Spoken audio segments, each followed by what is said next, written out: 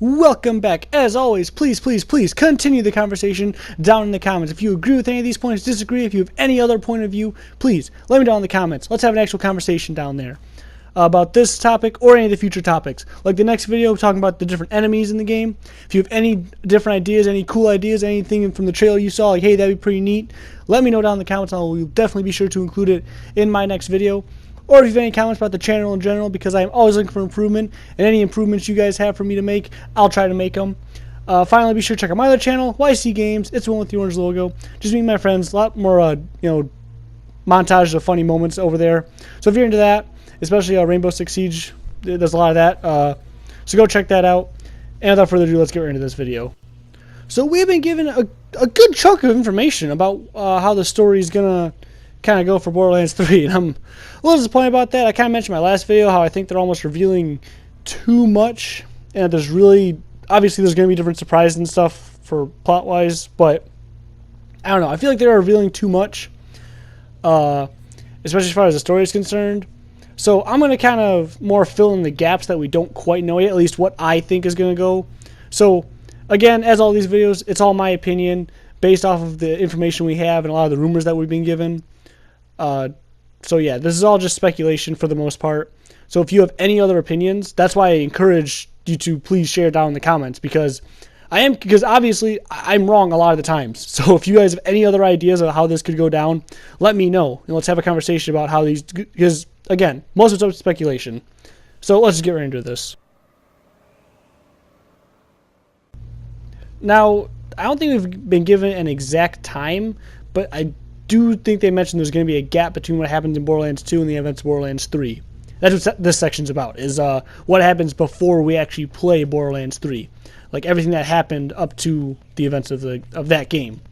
I want to say it's like 5 or 7 years between the two. Like they actually said, like in the Borderlands universe, that's how much time has passed between the two games.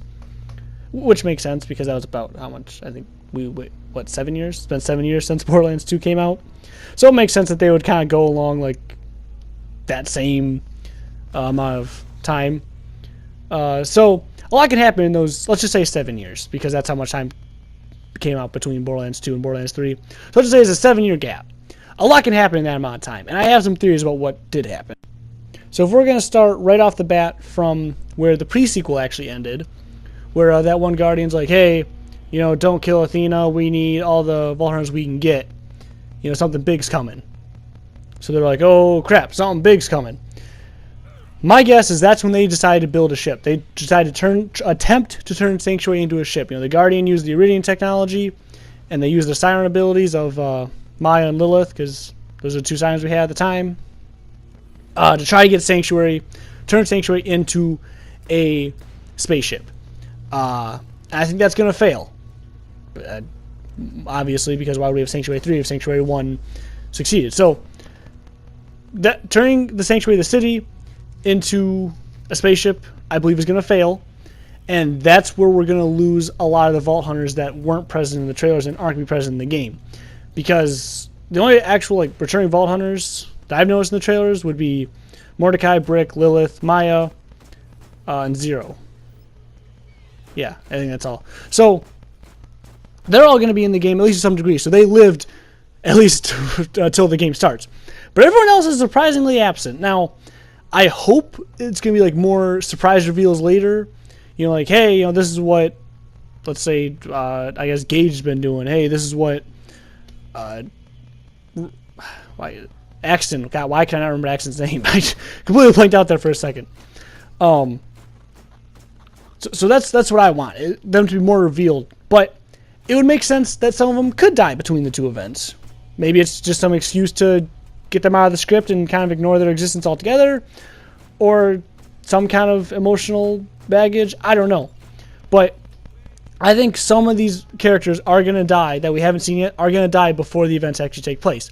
And this would be the time they do, is when they're attempting to turn Sanctuary 1 into a ship. It fails, some explosions, Axton's dead. Someone's dead. Probably Krieg. Krieg's kind of the most expendable, even though I love Krieg. I love him as a character. I want him to return. It's not looking like he's going to return, so he's probably going to die in this explosion. and then they're going to build Sanctuary 2. But we're not going to talk about Sanctuary 2, which I think is an awesome joke. I love that. I mentioned in a previous video how there's like some rumors about they changed it because of Disney, and how I think Thanos' ship is called Sanctuary 2. I don't care the reasoning behind it. I just love the idea of, yeah, we tried to build another ship, it failed, we're not going to talk about it. Now, I see it more as a joke, like as, you know, the Borderlands style of, yeah, we're not going to talk about that. But maybe that was another disaster, that we're not going to talk about it because other characters died. That's why they're not in this game. It's possible. I think they're going to write it off more as a joke. I think if they're going to kill off any characters in this kind of way, it's not going to be that, because that's, like I said, that to me is a joke. But if they're going to kill off characters, they're probably not going to treat it like a joke, because that would just be really messed up, especially if they're characters that people really like. So I think people are going to die in the first explosion, if people are going to die at all. Second one's going to be more of a joke, like, crap, you know, it was a half-assed attempt. It wasn't even like really an attempt. I don't know. That's just my opinion about what's going to happen before the game actually takes place. So then I think that's going to be kind of like where the game starts, is right after Sanctuary 2. And then we are going to help build Sanctuary 3. We're going to kind of put the final finishing touches, go out, get this piece, get the hyperdrive or the thruster, you know, whatever gizmo or gadget or doodad we need to finish this thing. That's going to be one of our first missions, I believe, in this game. So let's just move on to now actually in the game, now that we're actually in the game. So if the game opens up with us, how they showed off in the gameplay demo, or trailer, I guess, I don't know, whatever you want to call it. The gameplay they showed off, I'm talking more specifically the ones that Gearbox themselves showed off, of what they called the opening of the game. How they said they just skipped the credits and opening logos and whatnot in the opening menu. And that's just how you start the game, just by that like gas station, I guess you could call it, and then about to invade Children of the Vault Sanctuary, or Children of the Vault Outpost, I guess. I don't know, whatever they're going to be called in this game. That's not a bad start to the game. I think, you know, at least mechanically, like, they did everything right. They showed off what's new. They showed off with just kind of basic first-person shooter controls and whatever. They showed what's new with Borderlands and all that jazz. So that makes sense. That would be the opening level. I could see them making some minor tweaks, but in all essence, let's just say that is how they're going to start the game, which makes sense because it is a good way to, like I said, introduce all the mechanics, introduce the characters, introduce the Calypso twins, and kind of the plan, and they just kind of, I guess, give you a map, but it's like they said, it's like broken or only in pieces and whatever, and that's what's important. So we're gonna get this map, right? And whether it's incomplete, there's some chunks out of it. It's, I don't know, it's just like a digital map, so it's broken, it doesn't work. That's not important, because at the end of Borderlands 2, we got a map of all the vaults. So this is probably just like kind of completing it, or maybe it'll like give us more information about what the Calypsos in particular want, like, or what vaults they're going to target. I don't know, but we have a map, so I really don't see the point of us getting this map unless it gave us more information about what the Calypso's goals were. Like if they, I don't know, had some things in there, like they marked some certain planets, they marked certain vaults that they were going to go invade, but then it got corrupted because let's say it is like a digital map. So it got corrupted, so they can't access it anymore. It's like, yeah, screw it, take it. Well, let's just fix it and we'll know their plan. So I think that makes sense to be the starting mission. That makes fully sense to me. And then shortly after that, I think one of, if not the next main mission, it's going to be to get the last gizmo, or the last part of the Sanctuary 3 that we're going to need. And then we're off to space, whether it's a Promethea or one of the other planets that they're going to reveal soon. I think they said they plan on announcing more planets during E3, so that's coming up pretty quick. But yeah, that's all I think is going to start.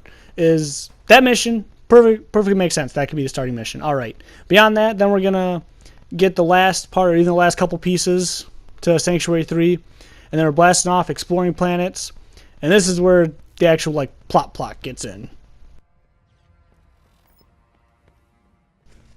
So I've made quite a few wild accusations about this in the past, but believe it or not, it actually seems like probably the one I doubted the most seems to be the most accurate. Of us just traveling from planet to planet, opening up vaults, and just kind of stopping the overall threat of the Calypsos. Obviously, it's kind of up for debate what the actual Calypso's plan is at this point. From what we've seen of them and from the little information we've given, it seems like they just want to be popular. They want to just be some streamer adored by fans. Just get this power, just rule over everyone just with popularity, which sounds weird, but it's Borderlands. They can do whatever they want. It almost sounds kind of like a lazy villain right now. Obviously, when we actually get the game, we'll see how much it pays off. If it works, it's really up to debate right now because we don't know. We haven't played the game yet. And honestly, what I can see the Calypsos as is they just want to steal power. That's all the Calypso twins want, is just to have power. They obviously have power because they can steal siren powers. They can steal the life force from people, which is just absolutely crazy, and make them husks and just build that energy, and I would assume give it to others. That's how they can kind of make more powerful bands to fight against. So my guess is that, and I kind of said this in my video about the villains, but I was completely wrong because I didn't see the streamer side of it. I just saw the religious side of it. But it makes sense still in the same, because having that power to steal life force and give it back, especially simple-minded bandits, they could see that as a god. That's this is power. We have to worship this. Kind of in the same way how the children of the Firehawk happened. They worshipped Lilith because she had siren powers. She was a god to them. And especially this new one, if the Calypso twins that can steal the life source physically in front of them, and especially if they can give it to bandits, make them more powerful. If a god's gonna make you a superhuman, then yeah, I'm gonna follow that god. You know what I mean? It makes sense, especially for bandits. Like I said, they'll just kind of do whatever keeps them alive, and if they get power from these guys, then yeah, we're gonna follow these guys. And that's kind of where I see the streamer side is a bit odd and almost too cringy. Like I said, when we actually get our hands in the game, we'll see how much it's pushed, because I did not expect that seeing in the gameplay trailer, and it caught me so off guard, and I'm still not... I don't know how I feel about it. I thought they could have done the religious aspect of it fine. I'm not a religious person. Obviously, you can make fun of any god. I don't care. I have my beliefs, and I'm sticking to them. I don't care what yours are. You know what I mean? But they could have done this just as strictly religious, and I think it would have worked fairly well. Yeah, you might make people mad because people don't really like when you make anything religious. But, if that's the angle they want to go for it, I understand that. But kind of mixing with more like a streamer, like how followers worship the people they watch streaming as a god, that's more weird to me. Because I'm not a huge... I don't watch live streams. There's no one in particular where I'm like, oh man, this guy's streaming, I gotta watch him. I don't care. Personally, I'm not into that. I don't see the appeal of... Well, I do see the appeal of it, so I can't really judge anyone for it. But I never got into streaming. I don't watch streamers. So, I guess I never saw them as gods. I guess I could see I guess some people might. I don't know. But, you know what I mean? That just... It felt weird to me that they're going to do that with the twins. So, I don't know. This turned much more into a talk about the villains than I wanted to. This is about the story. This is about the plot. So the plot is we're going to stop these guys from getting too powerful and basically make an army of super soldier, religious, streamer following cult freaks. Yeah, that's our plan. We're going to stop them because they're going to go from planet to planet, opening up vaults, just sending in their bandit armies to open up vaults for them. And then, the more vaults they open, the more powerful they get. They're going to probably, actually, yeah, that's probably what they're going to do. They want to open vaults to suck the life force out of the vault monsters and either, take control of them and use them for their own, personal pets, or just kind of add them to the army, or just get that much more powerful. Either way, that's definitely a threat we got to watch out for. So, well, at the time, when I was talking about plots a long time ago, every time I talked about the different things they could do for the story, one of my favorites was, let's just go planet to planet opening up vaults. Now, honestly, that seems the most likely to me, is we're just going to go and either try to stop the Calypsos from opening a vault or opening the vault ourselves. You know, just whatever vaults they're trying to get to, we're going to get there first. Or we're going to get there and try to stop them if they get there first. That's what I'm thinking, kind of the overall plot points. I have more little nitty-gritty things I'm going to get into like the next section, but as far as overall plot, that's my biggest theory.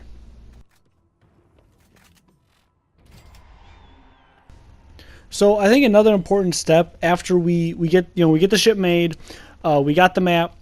Another important step is to go to Promethea to find Reese, the Atlas Corporation, because those of you that don't know, during Tales from the Borderlands, Reese kind of revived Atlas and spent a lot of time with a robot specifically designed to find vaults and fight the vault monster. So it only makes sense that once he took over Atlas, that would be one of his top priorities, is to build another robot like Gortys. He would make a Gortys Project 2.0. Gortys obviously being the robot that was designed to find and fight vault monsters. So I think it's very important. I guess I say Promethea just because that's where it seems he is now. Who knows? Maybe he's on Pandora and we'll help him out here before we take off into space. But considering that they showed off a lot of Promethea, and even in the gameplay they showed off, they explicitly said that Alice and Malawan are fighting on here. I feel like that's where we're going to go. We're going to find Reese. We're going to try to convince him, like, hey, can we borrow or buy or help you build even? That's probably the most likely thing. We're going to have to help him build another Gortys, a Gortys 2.0, to find multiple vaults and to fight multiple monsters. Now, obviously, I'm hoping not to fight too, because that's really fun, is to fight the vault monsters. I really enjoy those end fights. They're really good. Well, I shouldn't say they're really good, but it's a monster to fight. You know, it's always fun to fight a monster. But I feel like that's going to be a big first step on this quest, is to find Reese, find the Atlas headquarters, or wherever the big factory is, help him finish building Gortys 2.0, and then from there go find out whatever plants the Calypsos are going to, whatever vaults they're planning opening, using Gortys to help find it first, or using Gortys to help fight Calypsos, whatever. Just using Gortys to aid us. Or maybe Reese gave the Calypsos Gortys 2.0 before realizing he's bad, so we have to go and fight their Gortys. I don't know.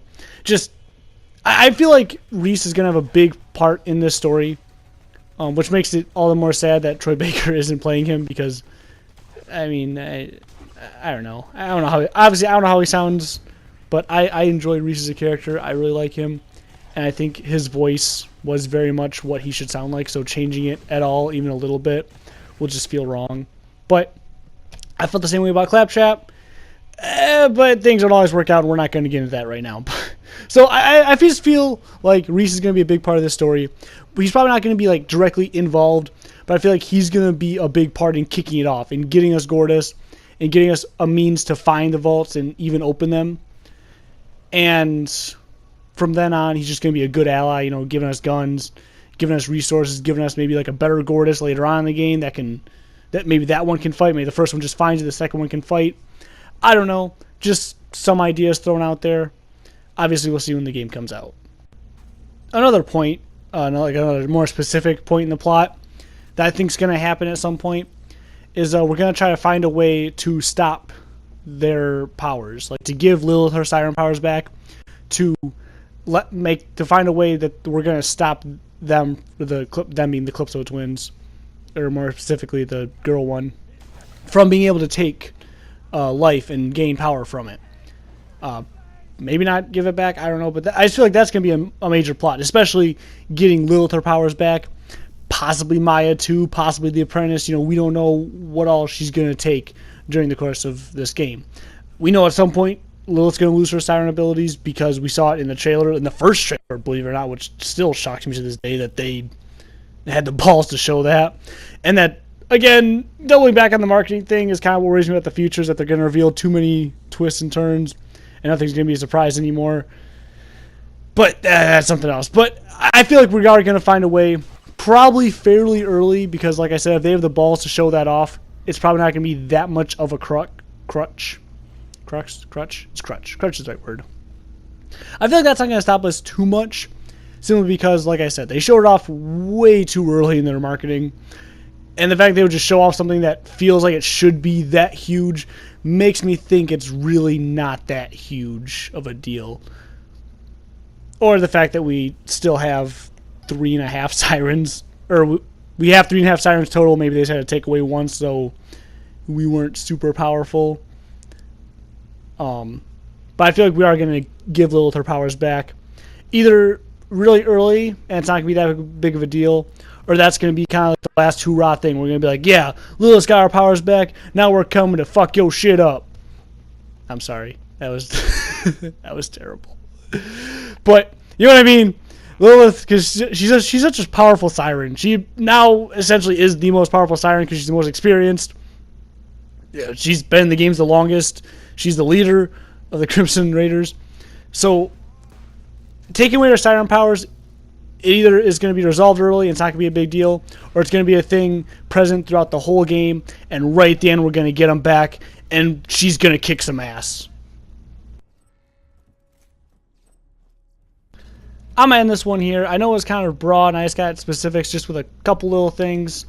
Obviously with something as big as the plot and the story, there's a lot I could talk about. So if there's anything, like any cool things you think, any cool things, God, I cannot talk right now. Any cool things you think are going to happen, let me know down in the comments. We can talk about it. Anything you thought like, hey, yeah, that was a good idea, let me know, because it feels good to get that kind of feedback. If you disagree with anything, let me know. Obviously, you're not going to agree with everything I say, and I want to know what you guys think, good or bad. If you have anything you want me to include in my next video, the part 8, going to talk about the different enemies, like any cool enemy you saw being shown off during the trailers, let me know. I'll be sure to include it. This is both like creatures and enemies. I kind of mentioned creatures earlier, so probably less on the creatures, more on like the different bandits, like the tinks and whatnot that we shown. So more specifically that, but anything else, any other cool ideas, put them down in the comments. I'll be sure to include it. And yeah, that about does it. Change my outro a little bit. If you guys stick to the normal videos, usually I say keep your stick on the ice. We're all in this together. See you next time. Now I'm going to include the world doesn't owe you anything. Because I've met a lot of people lately that the world seems that they think the world owes them everything. So just a reminder to you guys, the world doesn't owe you anything. You got to work for what you need. So yeah, the world doesn't owe you anything, but keep your stick on the ice. We're all in this together. See you in the next one. Thanks for watching.